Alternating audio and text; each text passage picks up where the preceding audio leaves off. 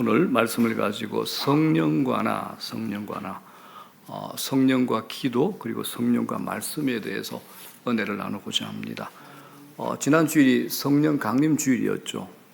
성령 충만이 우리에게 얼마나 필요 조건이요 충분 조건이며 성령 충만이 얼마나 하나님의 사랑이신가를 저희들이 배웠습니다. 우리 반드시 다 성령 충만을 사모하고 구하셔야 됩니다. 중요한 거요. 성령은 하나님이십니다.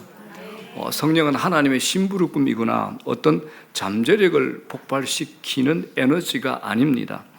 행여 이렇게 알고 있거나 무의식 중에 생각하고 계셨다면 회개하셔야 됩니다.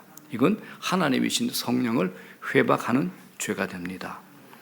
하나님은 한 분이시지만 삼위 성부 성자 성령으로 계십니다. 삼위일체라 그러죠. 성부 성자 성령 삼위 하나님의 영광과 능력과 거룩과 권위는 동일합니다. 어떤 미세한 차이도 없습니다.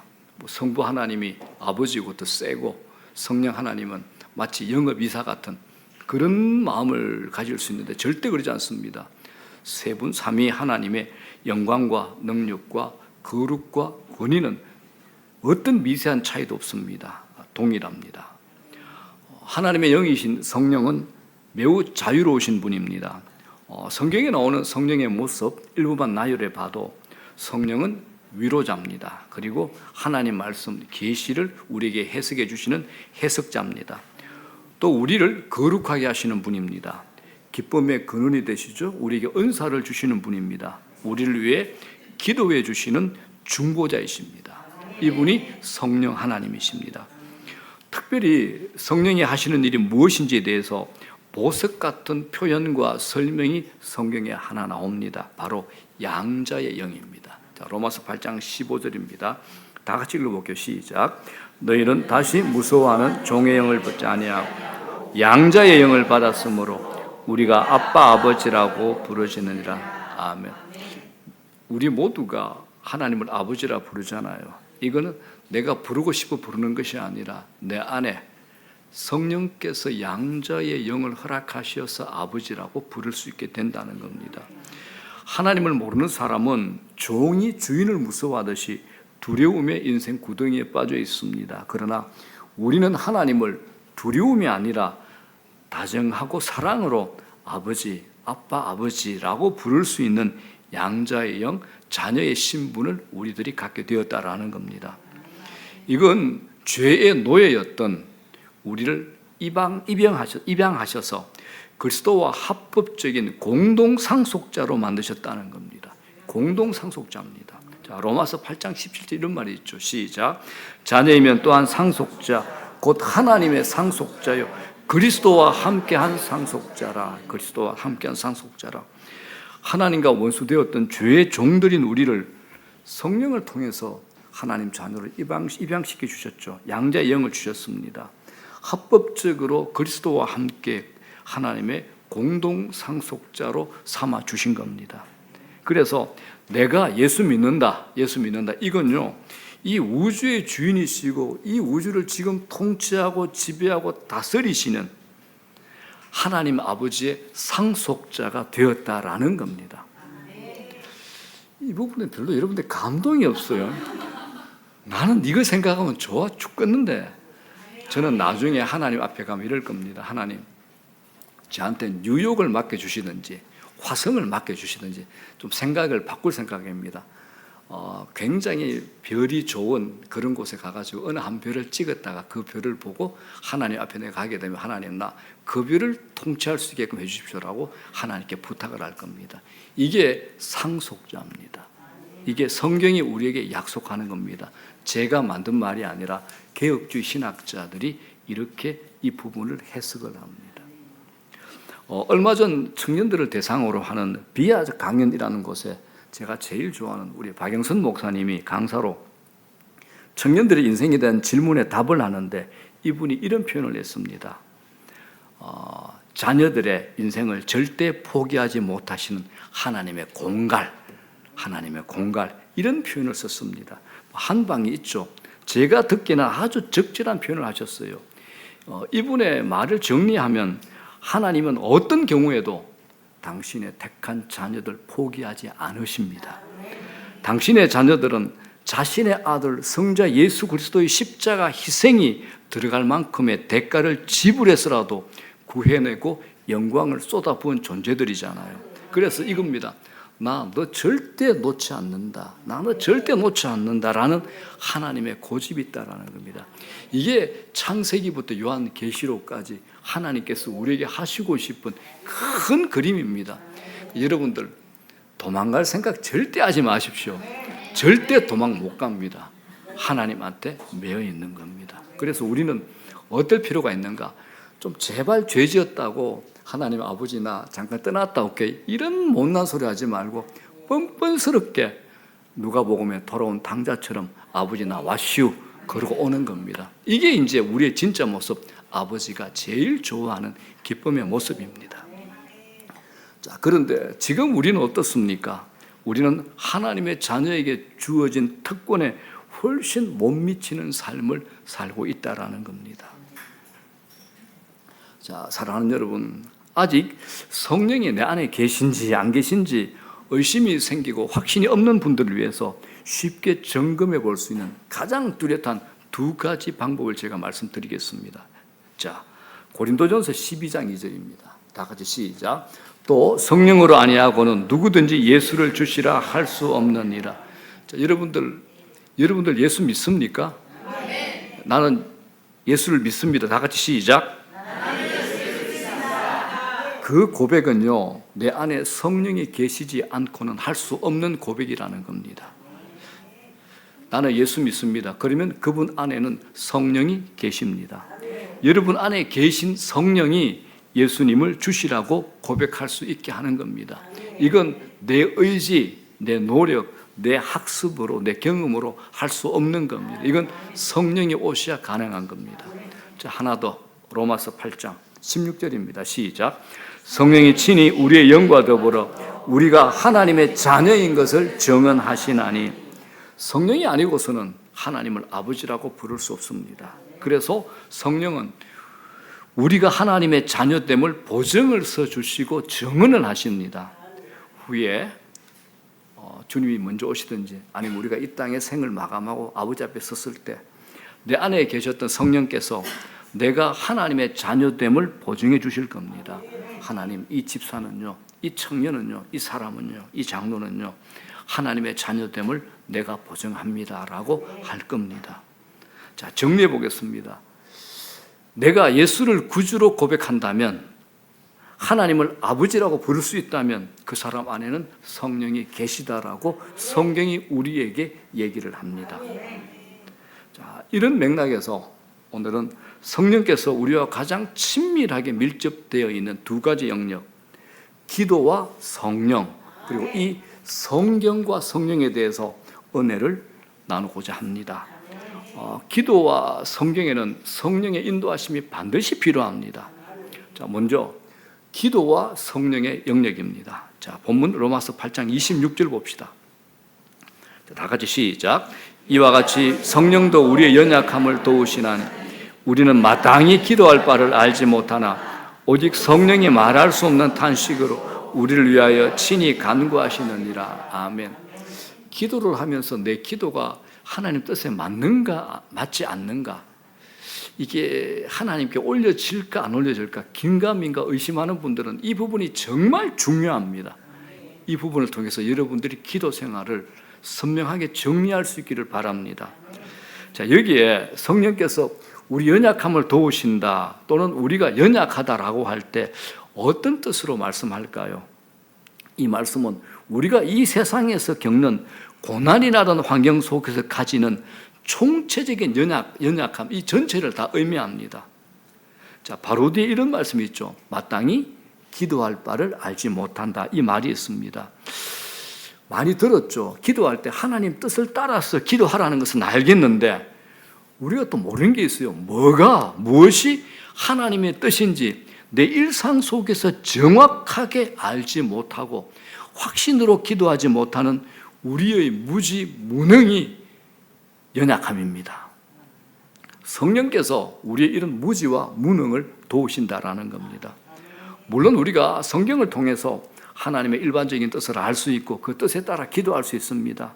우리가 거룩해지는 것, 그리스도의 형상을 닮아가는 것은 어떤 상황에서도 하나님의 뜻이 됩니다. 그러나 우리가 일상 속에서 겪는 다양한 환경 속에서 구체적으로 하나님의 뜻을 분별하고 그 뜻을 따라 기도하는 것 쉽지 않습니다. 이것이 뭐냐? 이것이 오늘 본문에 얘기하는 연약함입니다. 자, 제가 물어볼게요. 자, 어떻게 기도해야 될까요? 질병, 재난, 박해의 상황 속에서 이 위험에서 벗어나게 해달라고 기도해야 됩니까? 아니면 이 상황을 견딜 수 있게 해달라고 기도해야 됩니까? 견딜 수 있게 해달라고 기도해야 됩니까? 그러면 어떤 분들 삐지죠. 자, 극단적인 예로도 중병의 예를 들어 볼게요. 중병에서 치유해달라고 구하는 것이 하나님 뜻대로 구하는 겁니까? 아니면 하나님 이 일로 저를 사랑하는 주님 곁으로 데려가 주세요. 이게 하나님 뜻대로 기도하는 겁니까? 무엇이 하나님 뜻대로 기도하는 겁니까? 예? 오케이, 하나만 더 나갑시다. 청년들, 취업을 준비하는 어떤 청년이 하나님, 이번에는 내가 무슨 일이 있어도 합격해야 됩니다. 반드시 붙여주십시오. 이렇게 기도하는 것이 하나님 뜻대로 기도하는 겁니까? 아니면 하나님 제게 고난이 필요합니까? 안 붙여주셔도 괜찮습니다. 이게 기도하는 게 하나님의 뜻입니까? 이번이죠. 그죠? 솔직하게 말하면 저한테 이런 기도의 질문을 하는 분들이 많이 있습니다. 그 상황에 따라서 제가 그분의 믿음의 상태에 따라서 답을 드리는데, 솔직하게 말해가지고 우리는 하나님의 뜻이 어떤 것인지 확신하지는 못합니다.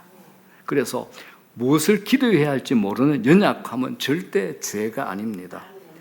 우리에게는 마땅히 기도할 바를 알지 못하는 영적 무지와 결핍이라는 연약함이 있다라는 것이 성경이 우리를 보는 모습입니다.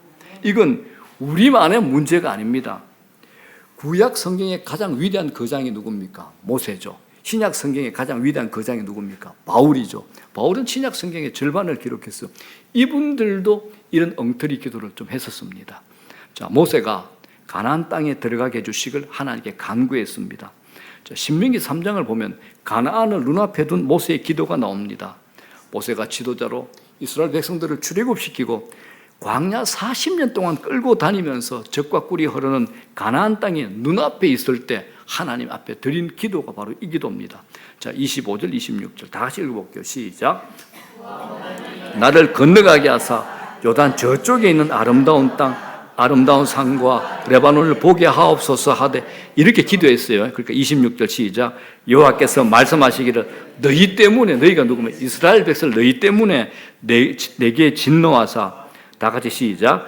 내 말을 듣지 아니하시고 내게 이르시기를 그만해도 좋하니 이 일로 다시 내게 말하지 마라, 이렇게 얘기하신 겁니다. 더 이상 말하지 마라. 하나님께서 친히 모세의 잘못된 기도를 교정해 주신 겁니다.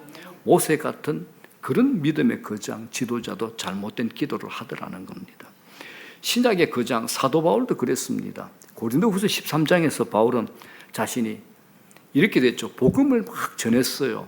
그런데 자기에게 가시가 있는데, 이게 신학자들 어떤 분들은 간질병이라고 그래요. 예수 복음을 다 전하고 아픈 사람도 고쳤는데 그 앞에서 여러분들 간질병으로 온몸을 비비 꼬우면서 침을 질질 흘린다. 얼마나 복음의 영광이 안 되겠습니까? 그래서 하나님께 3번 기도했잖아요. 하나님, 내 안에 있는 이 육체의 가시를 제발 좀 제거해 달라고 하나님께 3번 구했는데 그 기도가 받아들여졌습니까? 거절됐습니까? 거절됐죠. 그 이유에 대한 하나님의 설명이 고린도후서 12장 9절입니다. 다 같이 시작. 나의 이르기를 내 은혜가 네게 족하도다. 이는 내 능력이 약한 데서 온전하여짐이라 하신지라. 바울이 잘못 구한 기도에 대해서 하나님께서 놀라운 가르침을 주시는 겁니다. 바울은 하나님께서 자기 약함을 통해서 하실 수 있는 일이 자신의 강함을 통해서 할 수 있는 것보다 더 많다라는 것을 배우게 됩니다. 이건 그가 육체의 가시를 빼달라고 구했기 때문에 배울 수 있었던 교훈이었던 겁니다. 여러분, 모세의 기도도 거절 때, 바울의 기도도 거절 때, 그들도 잘못 기도할 수 있었다는 것은 기도가 아직 익숙치 않은 불편한 우리에게는 큰 위로가 됩니다. 그래서 여러분, 행여 잘못 구할까 봐 겁이나 기도하지 않겠다라고 말하는 것은 아주 어리석고 악한 변명이 됩니다. 이 땅에 아버지께 잘못 구할까 두려워서 아무것도 달라고 하지 않는 자녀들이 어디 있겠습니까? 하나님의 자녀들은 잘못 구할 것을 두려워하지 않고 아버지 하나님께 나아갈 수 있습니다. 왜요? 성령께서 우리 연약함을 도우시기 때문입니다.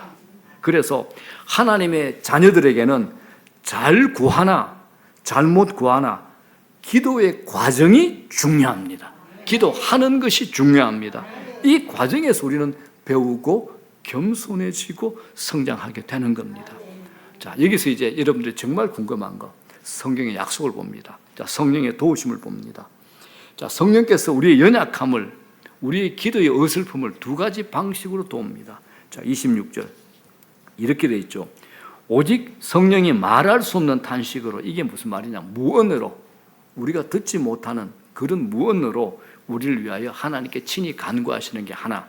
두 번째 27절, 이는 성령이 뭐죠? 하나님의 뜻대로 우리를 위하여 하나님께 간구해 주시는 겁니다. 얼마나 큰 안전장치입니까? 말할 수 없는 탄식으로 우리를 위하여 친히 간구해 주시고 하나님의 뜻대로 우리를 위하여 간구해 주시는 겁니다. 자, 26절에 말할 수 없는 무언은 이 뜻입니다. 그래서 신학자 더글러스 무가 이런 말을 합니다. 말할 수 없는 이 탄식은 우리 마음속에서 일어나는 성령님의 중보 사역으로 우리가 느끼지 못하게 직접 하나님께 드리시는 기도의 소리. 나는 못 느낍니다. 그래서 성령이 내 안에서 직접 하나님께서 올려드리는 기도의 소리입니다. 이게 탄식입니다. 탄식, 말할 수 없는 탄식이죠. 하나님께서 하나님 자녀에게 주신 성령은 영원히 떠나지 않습니다. 내주하시죠. 하나님의 자녀인 우리가 기도할 때 말할 수 없는 탄식으로 우리를 위해서 친히 하나님께 간구해 주십니다. 이렇게 하심으로 무엇을 구해야 할지 모르는 우리의 연약함을 도우신다는 겁니다. 자, 이것만이 아닙니다. 27절 다 같이 시작. 성령이 하나님의 뜻대로 성도를 위하여 간구하십니다. 이렇게 말씀합니다. 성령님은 우리의 모든 기도, 모든 간구가 하나님의 뜻에 맞추어지도록 일하신다는 겁니다. 그러면 여러분 기도 안 하시겠습니까? 기도 안 하시겠습니까? 기도하면서 두려워할 필요가 있을까요? 기도하면서 의심할 필요가 있을까요? 이게 긴가민가 고민할 필요가 있을까요? 기도하셔야 됩니다.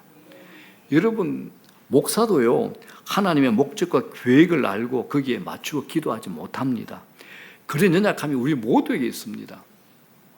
대한민국에서 제일 큰 장로교회를 했던 주한 장로교회라고, 그게 원로 목사님은 나경일 목사님입니다. 그분이 지금 교회가 교인 한 10만이 넘을 겁니다. 뭐 브라질 같은 데 가서 집회할 때 보면 그분이 안수하면 안전벨에 일어서고 눈이 열리고 장님이 못 듣던 사람이 소리를 듣게 되고 그런 은사가 굉장히 강한 분인데, 그분이 이제 저희 노회에 잠깐 강사로 오셔가지고 저희들에게 이제 한 가지 말씀하신 게 있어요. 내가 40년 목회하면서 하나님의 은혜로 저렇게 큰 목회를 하게 됐지만은 내가 얼마나 많은 실수를 했겠는가, 내가 얼마나 잘못된 기도를 많이 했겠는가, 성령께서 다 교정해 주셨다. 여러분, 걱정하지 말고 기도하십시다. 핑계 대지 말고 기도하십시다. 우리 기도에 불이 붙어야 돼요. 자, 그러나 이런 조건들이 우리가 바르게 기도할 수 없다는 뜻이 아닙니다. 중요한 것은, 다 같이 시작. 내가 하나님의 뜻에 부합하도록 기도를 얼마나 잘했는가가 아니라 성령님께서 우리 연약함을 도우사 말할 수 없는 탄식으로 우리를 위하여 친히 간구하신다는 사실을 알고 기도하는 겁니다. 아멘. 기도하실 수 있겠죠? 그리고 성령님께서 우리의 모든 간구를 하나님의 뜻대로 구하는 간구가 되게 하신다는 사실을 알고 믿는 겁니다. 이게 오늘 본문의 약속입니다. 약속입니다. 이걸 알았던 사도 바울이 에베소 교회에 이런 편지를 씁니다. 제가 이런 기도 많이 하겠잖아요. 다 같이 시작. 우리 가운데서 역사하시는 능력대로 우리가 구하거나 생각하는 모든 것에 더 넘치도록 능히 하실 이에게 아멘. 누가 하시죠? 성령께서. 기도하실 수 있죠. 성령님께서 하나님의 뜻대로 우리를 위해서 간구하신다는 것은 기도하는 우리들에게 얼마나 큰 은혜가 되겠습니까? 사랑하는 여러분, 기도는 쉬운 일 아닙니다. 왜요? 우리의 연약함 때문입니다. 우리의 연약함은 하나님의 뜻이 무엇인지 모르는 무지만이 아니라 기도를 하지 않고 살아가는 무능이기도 합니다. 그러나 참으로 놀랍고 감사한 것은 성령께서 나의 무능과 무지를 건절시키거나 바꾸는 대신에 오히려 그 연약함을 통해서 일하시는 겁니다. 이걸 은혜라 그러죠. 우리의 영적 무지와 연약함은 하나님의 뜻을 좌절시키지 못합니다. 성령님께서 우리를 위해서 효과적으로 간구하시기 때문에 하나님의 뜻은 우리의 삶 속에서 이루어지게 됩니다. 자, 그런데 한 가지 이것만은 기억하십시오. 여러분들이 기도하실 때 자신의 정욕이나 욕심이라고 의식되는 것을 구하는 것, 이건 피하셔야 됩니다. 그건 잘못 구하는 겁니다. 성경이 이렇게 되어 있죠. 야고보서 4장 3절 시작.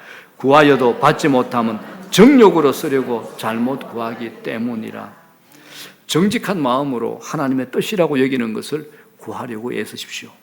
성도인 우리 안에 내주하시는 성령님께서 우리의 기도가 정직한 기도가 되도록 하실 테니까 모르고 잘못 구할 수는 있을지 몰라도 알면서도 잘못 구하지는 마시라는 겁니다.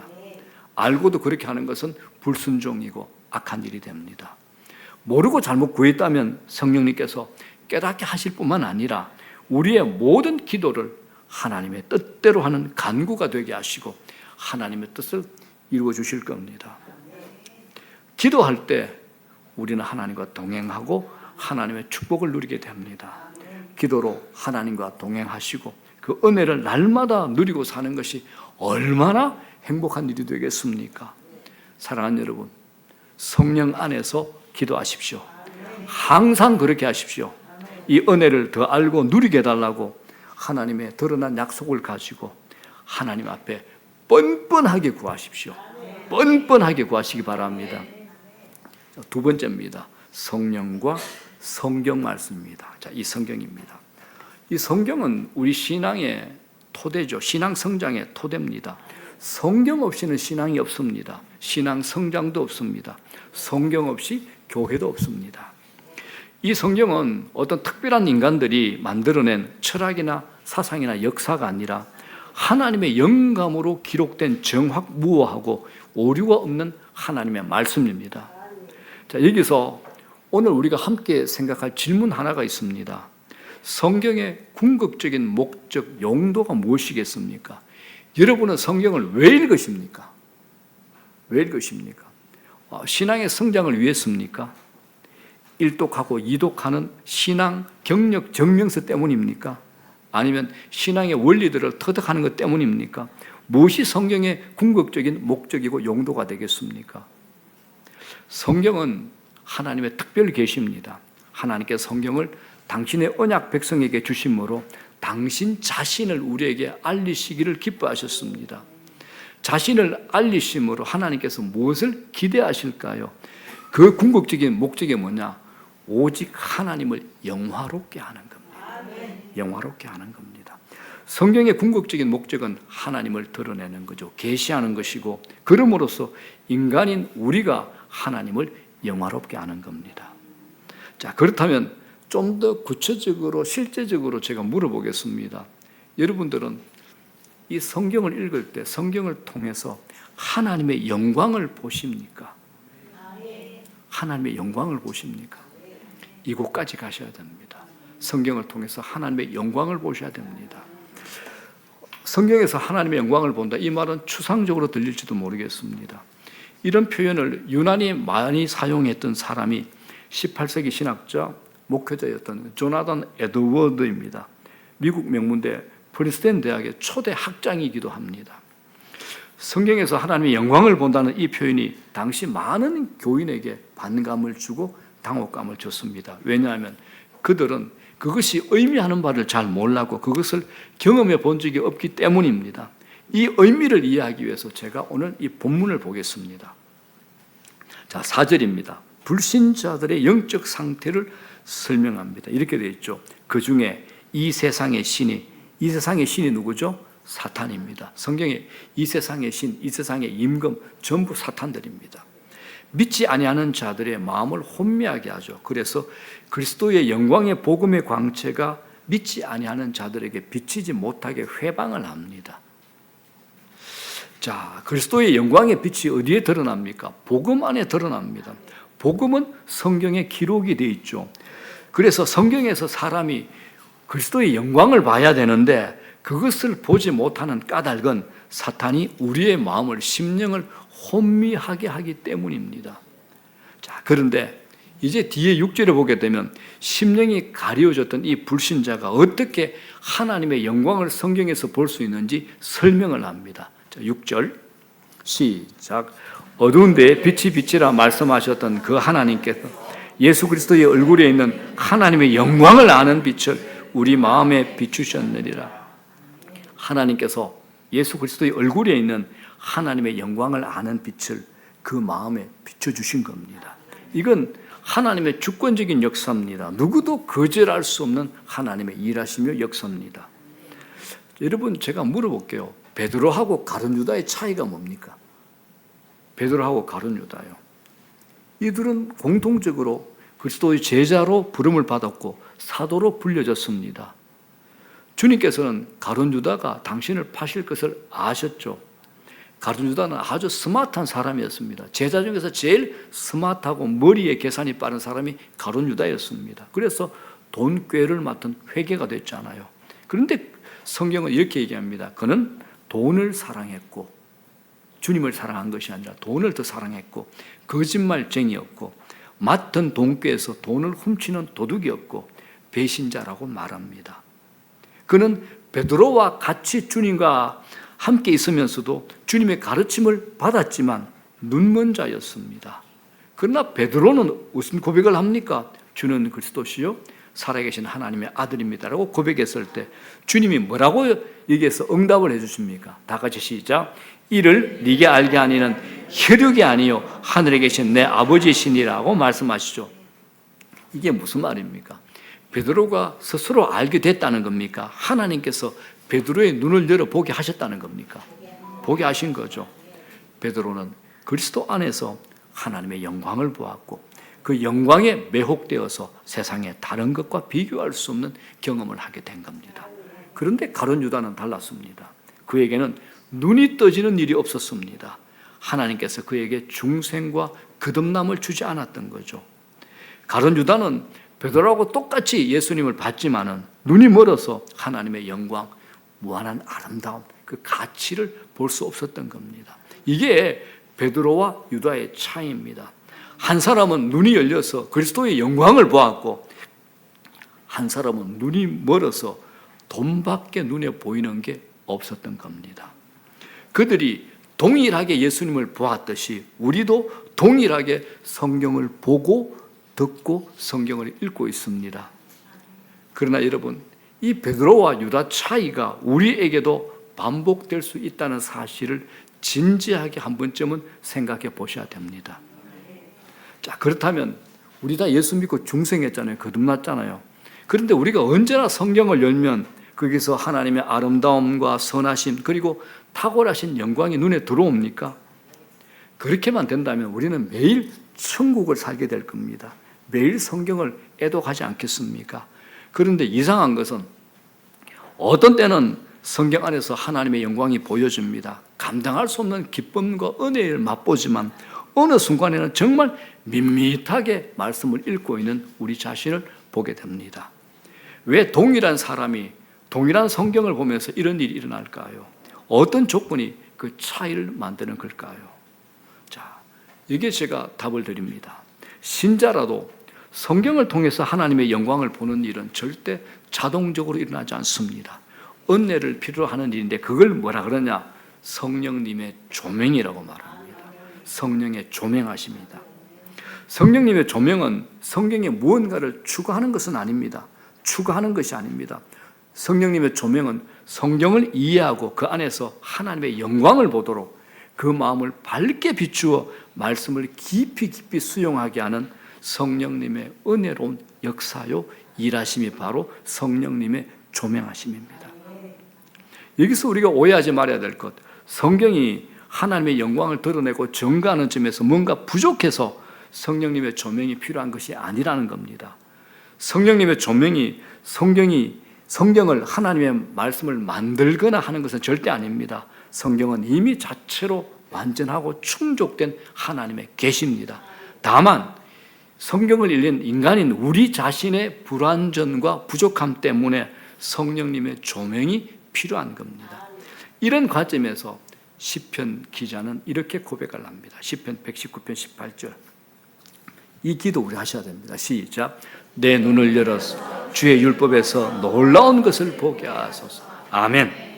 이렇게 기도하는 사람은 이미 하나님의 생명을 가진 사람입니다. 그럼에도 그 사람은 주의 율법에서 하나님의 놀라운 것, 하나님의 영광을 보게 해달라고 기도합니다. 성령님의 조명이 없다면 우리는 성경을 통해서 단 1%의 확신에도 이를 수 없습니다. 바리새인과 서기관들 보십시오. 성경을 연구하는 학자들이었는데 그 안에서 그리스도를 보지 못하고 영광을 보지 못했던 겁니다. 성령님의 조명은 우리로 성경이 하나님의 확실한 자기 계시라는 것을 확신하게 만듭니다. 여러분, 성령님의 조명 없이도 성경을 공부하고 지식을 이해할 수 있습니다. 신학 논문도 쓸 수 있습니다. 그러나 성령님의 조명이 있어야지 그 지식이 하나님을 향한 확신과 하나님의 영광을 경험할 수 있게 되는 겁니다. 인간의 자연적인 능력으로 성경 안에 나타난 하나님의 영광을 보고 확신이 이룰 수는 없습니다. 성령님의 조명의 은혜가 반드시 필요합니다. 목사가 하나님의 말씀인 성경을 설교하는 것은 어떻습니까? 여러분, 목사가 훌륭하고 바른 설교를 하는 것이 목사 자신의 능력으로 될까요? 천만의 말씀입니다.